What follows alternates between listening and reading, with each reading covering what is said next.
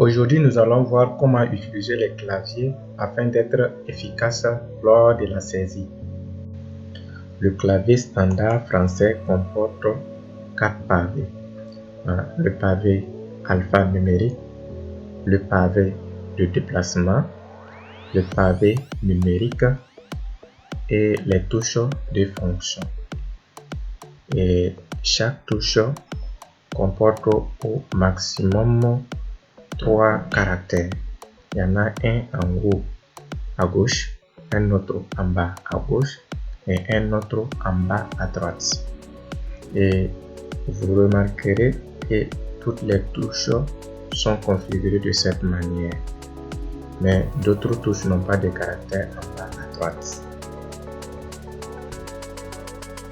Le pavé alphabétique nous permet de saisir un texte. Et lorsque nous regardons sur nos claviers, on ne voit que les lettres en majuscules affichées, mais on ne voit jamais les lettres en minuscules affichées. Nous allons les faire apparaître d'une manière temporaire. Maintenant que tous les caractères sont affichés, nous allons vous montrer comment les insérer. Et si vous voulez saisir les caractères en bas à gauche de votre touche, ils sont là par défaut, il suffit seulement d'appuyer sur la touche. Et si vous voulez maintenant afficher les caractères en haut à gauche de vos touches, il suffit d'avoir l'une de ces touches enfoncée et appuyer sur l'une des touches et vous allez voir les caractères en haut à gauche affichés. Et une autre manière, dans le cas où vous voulez saisir toutes les lettres en majuscules ou bien des chiffres, il suffit d'avoir cette touche enfoncée et le voyant vert mage s'allume. Et en ce moment, vous pouvez taper votre texte.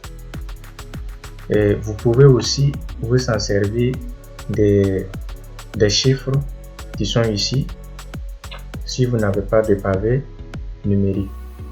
Et maintenant, si vous voulez afficher les caractères qui se trouvent en bas à droite de votre clavier, il suffit d'avoir Alt-GR enfoncé et vous saisissez vos caractères. Le pavé numérique, il contient tous les chiffres et les signes d'opération. À la différence de ce que vous connaissez déjà en signe d'opération, la division c'est la barre et l'étoile c'est la multiplication. Malheureusement, le signe égal se trouve ici. Et lorsque le voyant verrouillage numérique est allumé, les chiffres sont actifs. Lorsque la LED est éteinte, les symboles en jaune sont actifs, ce qui est inutile parfois parce que on les retrouve ici au niveau des pavés de déplacement. Le pavé de déplacement, il nous permet de se déplacer dans le document. Repérez ces touches.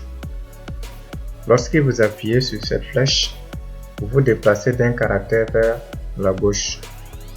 Et lorsque vous appuyez sur cette flèche, vous vous déplacez d'un caractère vers la droite.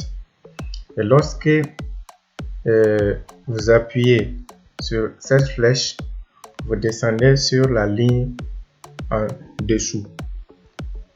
Et lorsque vous appuyez sur cette flèche, vous montez sur la ligne au-dessus.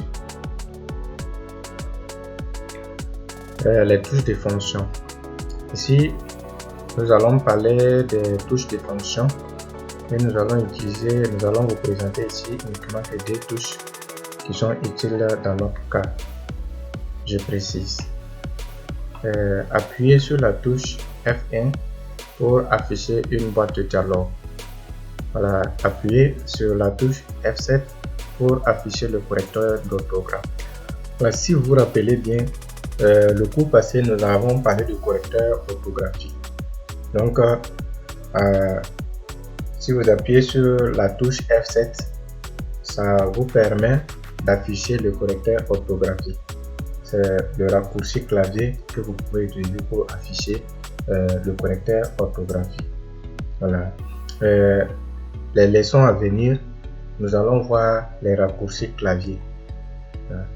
Et certaines touches que je ne vous ai pas présentées, lorsque nous allons voir les raccourcis clavier, je vais profiter en même temps de vous présenter ces touches. Voilà.